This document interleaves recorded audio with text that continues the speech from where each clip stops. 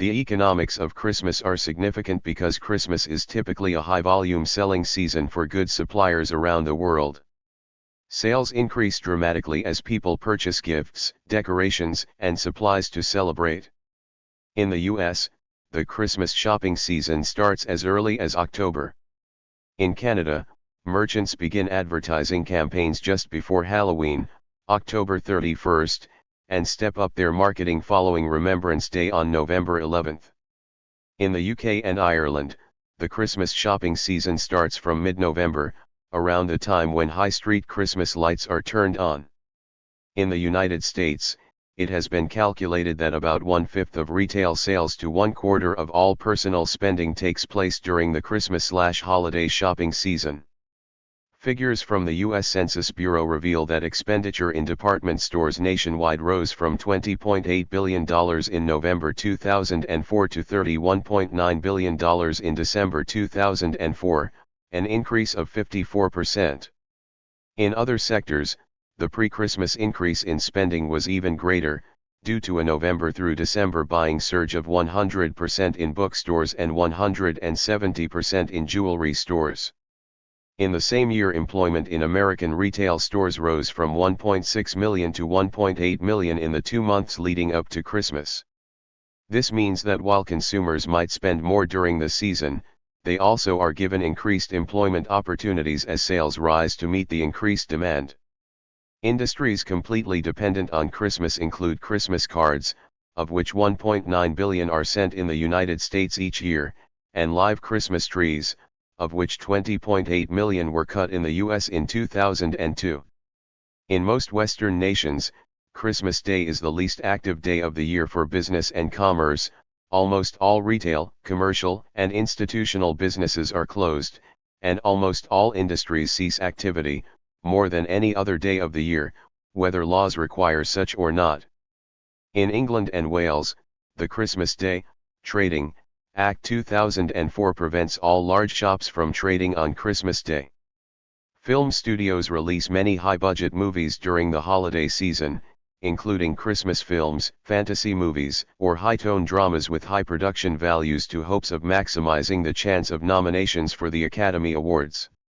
One economist's analysis calculates that, despite increased overall spending, Christmas is a deadweight loss under orthodox microeconomic theory, because of the effect of gift giving. This loss is calculated as the difference between what the gift giver spent on the item and what the gift receiver would have paid for the item. It is estimated that in 2001, Christmas resulted in a $4 billion deadweight loss in the US alone. Because of complicating factors, this analysis is sometimes used to discuss possible flaws in current microeconomic theory.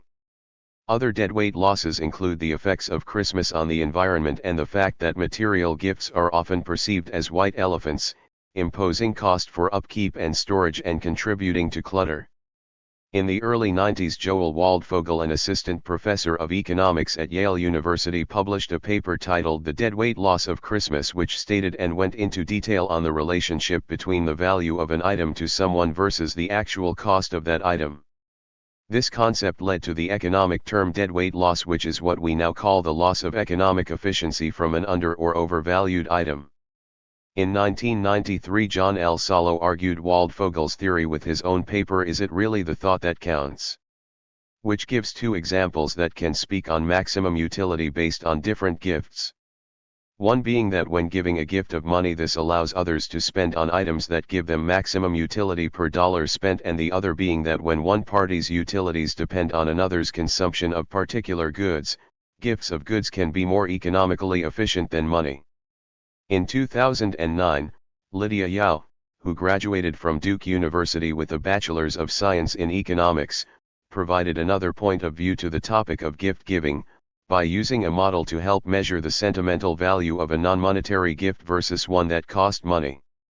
Christmas clubs are savings programs, the first of which were offered by various banks in the United States during the Great Depression. The concept is that bank customers deposit a set amount of money each week into a special savings account, and receive the money back at the end of the year for Christmas shopping.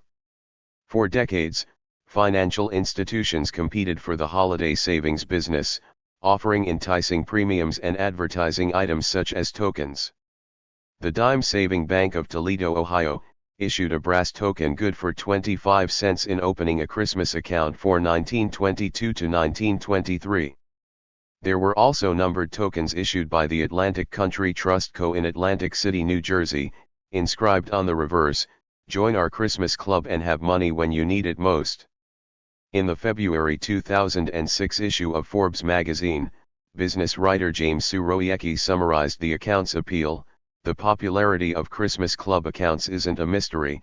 If their money was in a regular account, people assumed they'd spend it." The Sears Wish Book is a popular Christmas gift catalog released by Sears Holdings Corporation, annually in September. The catalog contains toys and other holiday-related merchandise. The first Sears Wish Book was printed in 1933, and was a separate big book catalog from the annual Sears Christmas catalog. In the 2007 edition of the catalog, half of the total number of pages was devoted to Christmas toys and the remainder focused on other store items including appliances, tools, clothes, and jewelry. A free market is one where buyers are willing to buy a good from a seller at that set price. This is due to supply and demand. Christmas stimulates the economy from all facets. The supply and demand of both goods and services increase around Christmas. This is due to the overconsumption and commercialization of Christmas, oftentimes causing demand to exceed supply. Retail has utilized Christmas to generate additional sales. Consumers feel the need to assimilate to the norms of the holiday, which can result in debt. Interest rates benefit the credit card industry. Outside of the retail market, sales increase in other sectors of the economy such as grocery and travel. Retail sales are dependent on the supply chain of shipping and distribution, increasing revenue there as well. All of these additional products equate to additional jobs, further stimulating the economy. The demand of Christmas creates jobs that otherwise would not exist. The economic impact of commercialism Christmas is significant. Advertising for Christmas promotes shopping and emphasizes the significance of the social significance gift-giving plays. The magnitude of advertising on consumers to purchase has changed the narrative for Christmas. Gratification is achieved through buying presents, traveling to be with family, and overconsumption, all stimulating the economy. Christmas creep is a merchandising phenomenon in which merchants and retailers exploit the commercialized status of Christmas by moving up the start of the holiday shopping season. The term was first used in the mid-1980s. It is associated with the desire of merchants to take advantage of particularly heavy Christmas-related shopping well before Black Friday in the United States and before Halloween in Canada. The term is not used in the UK and Ireland, where retailers call Christmas the Golden Quarter, that is, the 3 months of October through December is the quarter of the year in which the retail industry hopes to make the most profit. It can apply for other holidays as well, notably St. Valentine's Day, Easter, and Mother's Day. The motivation for holiday creep is for retailers to lengthen their selling interval for seasonal merchandise in order to maximize profit and to give early bird shoppers a head start on that holiday. However, it is not clear that this practice has been consistently beneficial for retailers.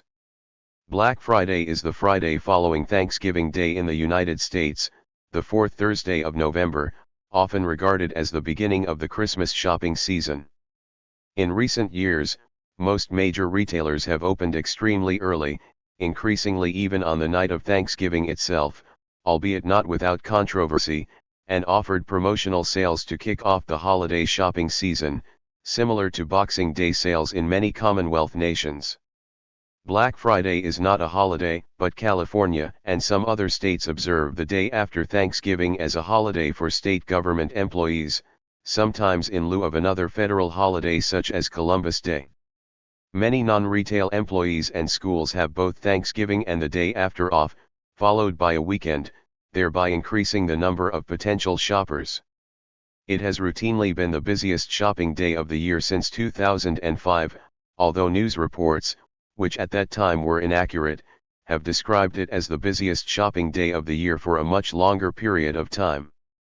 In recent years, countries other than America have begun observing Black Friday, including Canada, the United Kingdom and other Commonwealth nations, although the use of the term Black Friday is not ubiquitous in these countries.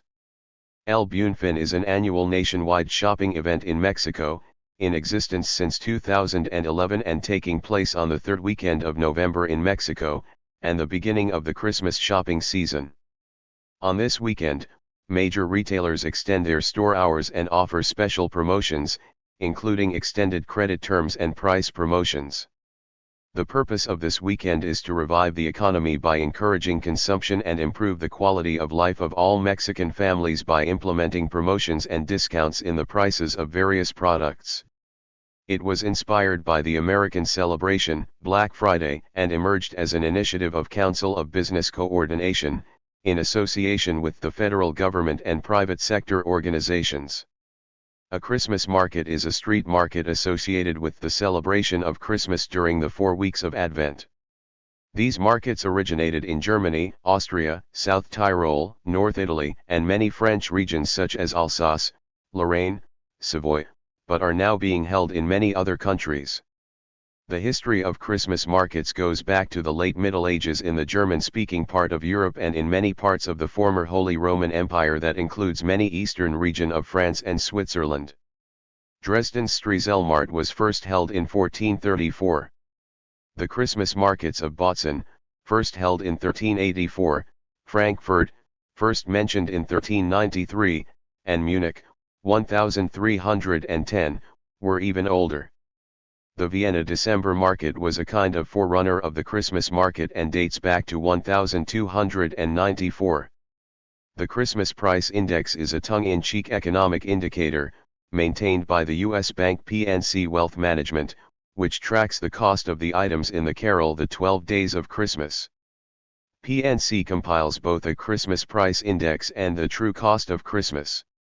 The Christmas Price Index is calculated by adding the cost of the items in the song. The true cost of Christmas, however, is calculated by buying a partridge in a pear tree on each of the 12 days, buying 2 turtle doves from the second day onward, for a total of 22 turtle doves, etc., for the complete set of 364 items. Super Saturday is the last Saturday before Christmas, a major day of revenue for American retailers, marking the end of the shopping season they and many customers believe begins on Black Friday. Super Saturday targets last-minute shoppers. Typically the day is ridden with one-day sales in an effort to accrue more revenue than any other day in the Christmas and holiday season. The Christmas Day, Trading, Act 2004, C26, is an act of the Parliament of the United Kingdom. It prevents shops over 280 m2/3,000 sq ft from opening on Christmas Day in England and Wales. Shops smaller than the limit are not affected. The Act was introduced to the House of Commons by Kevin Jones, MP for North Durham as a private member's bill on January 7, 2004. The aim of the Act was to keep Christmas Day a special day, whereby all major retailers would be closed. Although it was traditional for major retailers to close on December 25, some retailers, such as Woolworths, began to open some stores in the late 1990s. Both religious groups and shop worker unions were against the idea of Christmas openings, leading to pressure on the government to pass legislation to prevent the practice. In 2006, the Scottish Parliament debated a similar law that would apply to shops in Scotland. The law was enacted in 2007 and it contains special provisions for New Year's Day retail activities too. Economist Joel Waldfogel noted that because of the mismatch between what the giftee values the gift and the value paid for by the giver, the gifts lose between 10% and 1/3 of their value. He calls it the deadweight loss of Christmas. This leads to gifts often being returned, sold, or regifted. In a 2016 European online survey, 15% of respondents were unhappy about their gifts and 10% could not remember what they had received. 25% of respondents said they had regifted their presents to someone else, 14% sold the items, 10% tried to return them to the store, and 5% returned the gift to the giver. Seniors were more likely to send their unwanted presents to charity, while those aged 25 to 34 simply threw them away. Gifts that are least likely to be appreciated rely on personal tastes, and include items like perfumes and cosmetics, ornaments, and clothing. Buy Nothing Christmas is an ongoing protest and reaction to the commercialization of the North American Christmas season. It started unofficially in 1968, when Ellie Clark and her family decided to publicly disregard the commercial aspects of the Christmas holiday.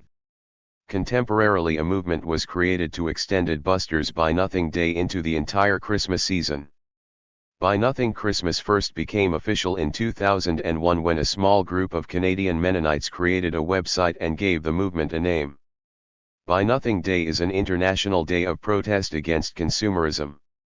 In North America, Buy Nothing Day is held the Friday after U.S. Thanksgiving, November 24, 2023, November 29, 2024, November 28, 2025, elsewhere, it is held the following day, which is the last Saturday in November.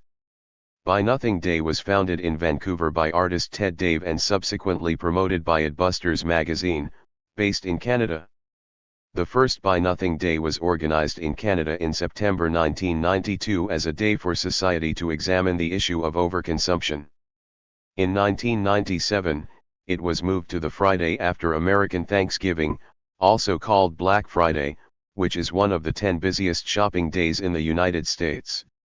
In 2000, advertisements by Adbusters promoting Buy Nothing Day were denied advertising time by almost all major television networks except for CNN. Thank you for watching this video.